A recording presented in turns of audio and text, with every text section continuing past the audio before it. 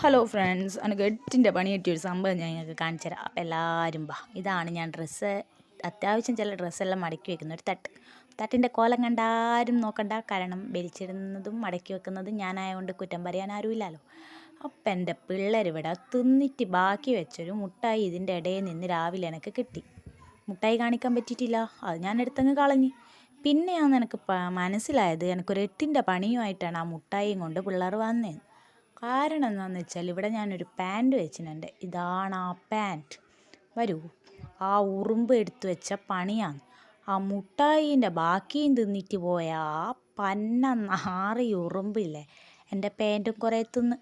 കണ്ട കണ്ട കണ്ട ഇതിലൂടെ നോക്കിയാൽ നമുക്ക് അപ്പുറത്ത് കാണാം, അറഞ്ചം പുറഞ്ചം കയറി വെച്ചിട്ടുണ്ട്.